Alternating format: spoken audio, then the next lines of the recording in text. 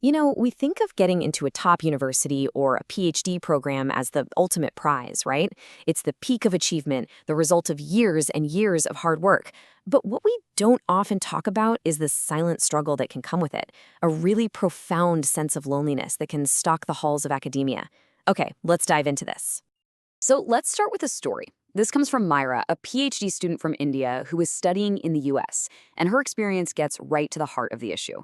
For her, food wasn't just, fuel. It was a social ritual, a peace offering, as she puts it. But in her new academic world, she found people just eating alone at their desks. It's a small thing, but it's a powerful symbol of a much larger cultural and social disconnect. And it's a feeling so many international academics face. This quiet loneliness born from 1,000 tiny differences. And look, this isn't just about feeling a little sad. The American Psychology Association defines loneliness as a genuine discomfort that comes from perceiving yourself to be alone. Basically, it's the gap between the relationships you want and the relationships you actually have. And in the high-pressure world of academia, that gap can feel like an absolute canyon. All right, so here's our game plan for this explainer. We're going to break down the key drivers of the silent struggle. We'll kick things off with the immense pressure to perform, then explore the jarring clash of cultural norms and that painful feeling of being an outsider on the inside. And finally, we'll see how all these threads weave together to create this universal disconnect. Okay, let's start with the most obvious culprit, the absolutely relentless pressure to succeed. I mean, academia isn't just about learning, it's a fiercely competitive environment where your value feels like it's constantly being measured. Let's take early career researchers in India, for instance. The deck is often stacked against them from the get-go. They're dealing with limited funding, insane competition for every single grant, and this constant pressure to publish in top-tier journals, all while navigating a maze of bureaucratic red tape. It creates this high-stakes, super stressful environment before they even step foot in an international university. And that pressure, well, it has a massive psychological effect. Now, this is what's really wild. Look at this chart. It shows the intensity of imposter syndrome among Indian college students. A staggering 76%, that's more than 3 out of every 4, report high or extremely high levels. So despite all their achievements, they're carrying this chronic fear of being exposed as a fraud. And that feeling doesn't just vanish when they move abroad. A lot of the time, it gets even worse.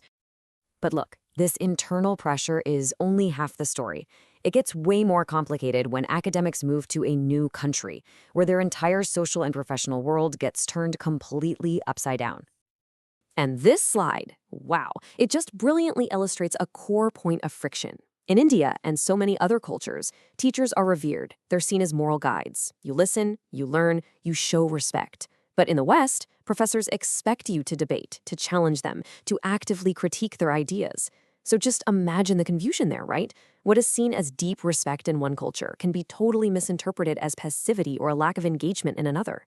This simple difference can make building those key academic relationships incredibly difficult. And this friction, it goes way beyond the classroom. It's not just an Indian or a Western thing either. This quote from a Kenyan woman academic, it just shows how personal ambition can clash with cultural expectations back home. Her success, her degrees, are actually seen by some as a barrier to a traditional life, forcing this impossible choice between her career and cultural norms. And that just contrasts so sharply with Myra's observation about American culture.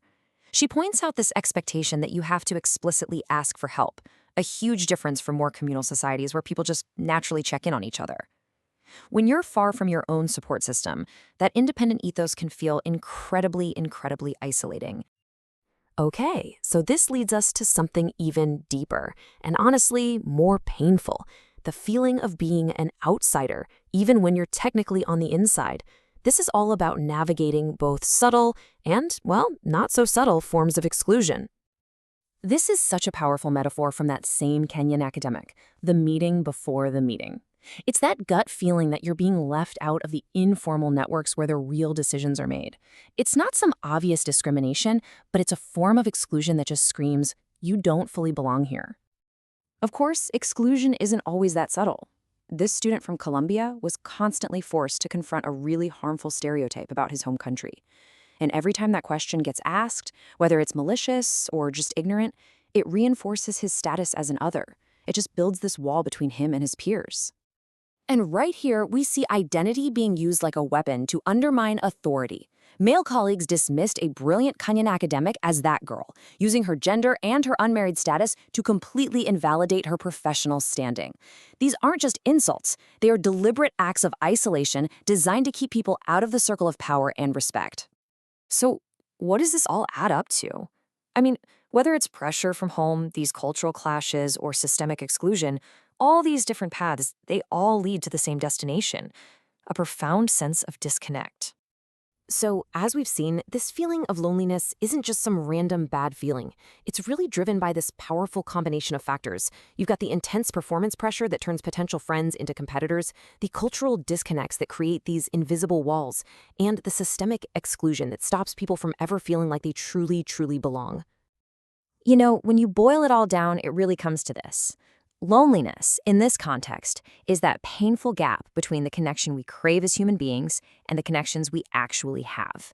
It's about wanting to be understood, to belong, to share a meal with someone, and finding yourself eating alone. And this leaves us with a really critical question. As our universities become these incredible melting pots of the world's brightest minds, are we actually doing enough to make them feel welcome?